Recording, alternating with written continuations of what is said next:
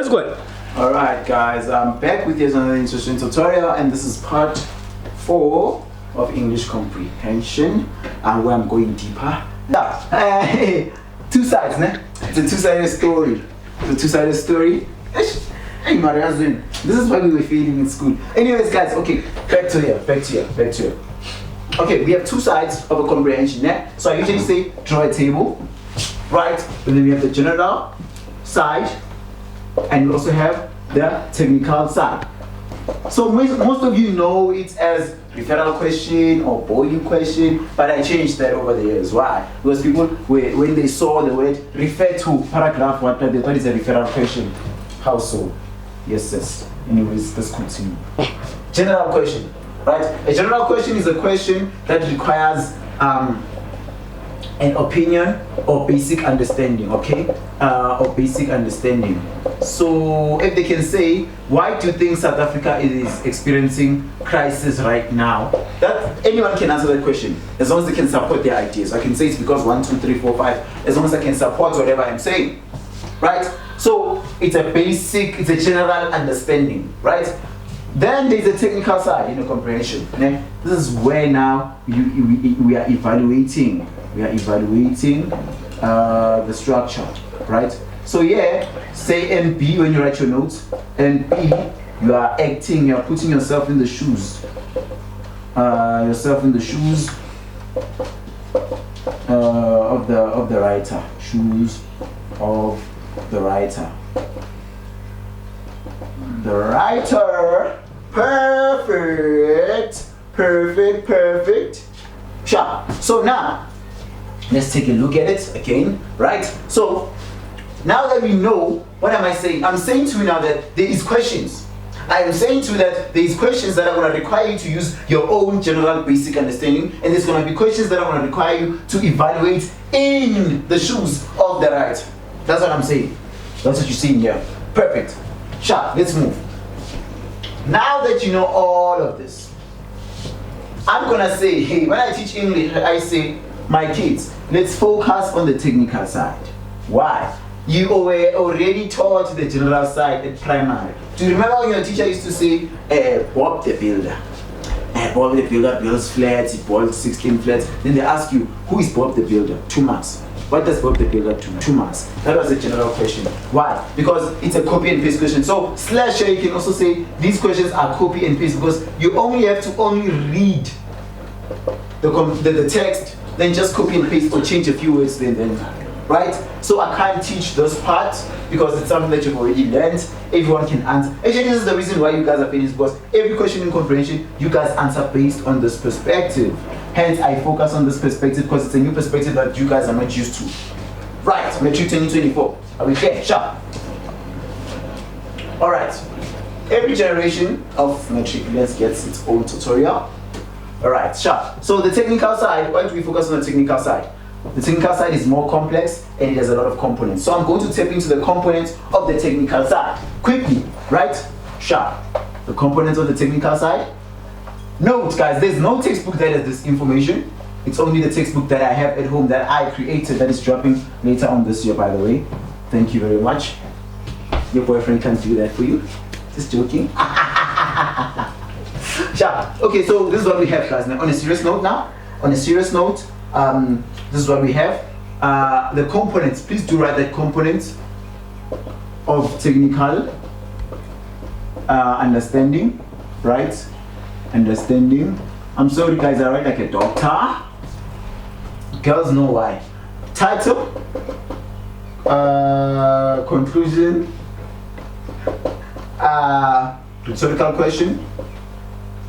It's a rhetorical question. I'm not going to write them in full because I'm trying to save you time. Sharp. And then we're going to go to figurative language, figures of speech, figurative. You can't say figures of speech in grade 12. It's figurative language. Figurative language, punctuation. I'm actually looking at my phone because I forgot now. Introduction, intro, short sentence, paragraph.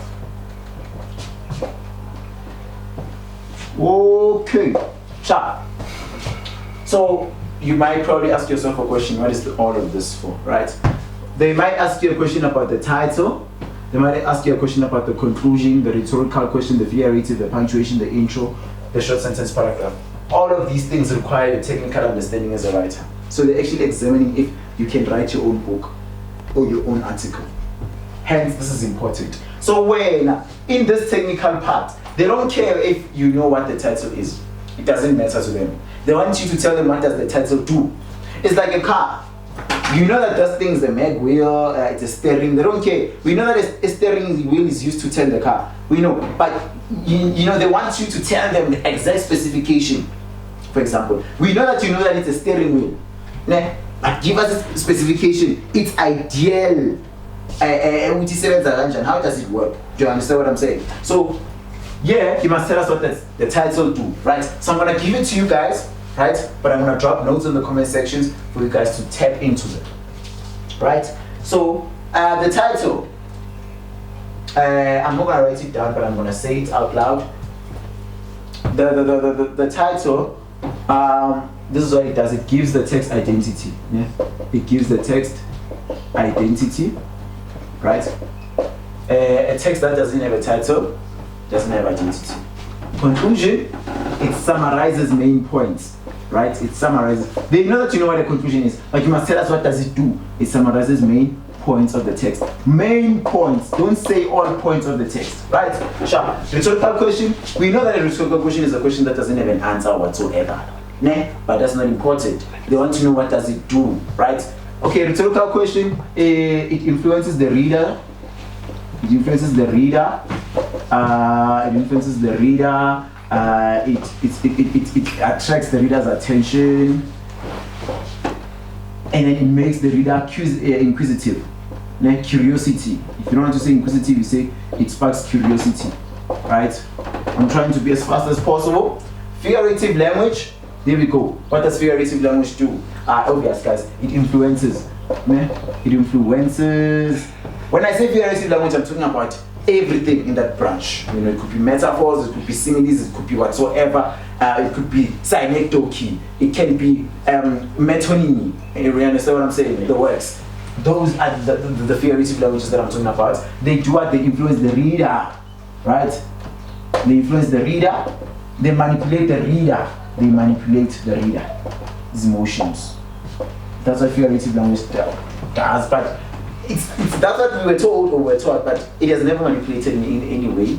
I mean, figurative language is just there. I don't know. Anyways, never mind. Punctuation, guys. There's a punctuation document that I'm going to attach under the description of the video, because I can't start and tell you what a full stop is used to stop a sentence. A comma, it lists items, or it creates a pause. A question mark, I can't do that. So punctuation document is the one that's going to help you out. Then next, what does the introduction do? Come on. Introduction introduces the text. It introduces the text.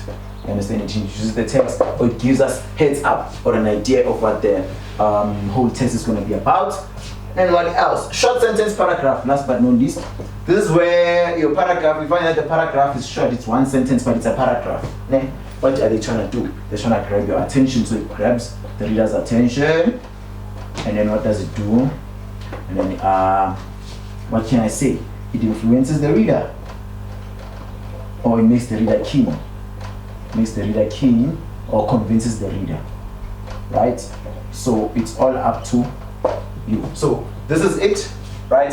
Components. So in the next part, then I'll be going deeper and deeper into explaining these things. Thank you very much for watching. Follow us everywhere.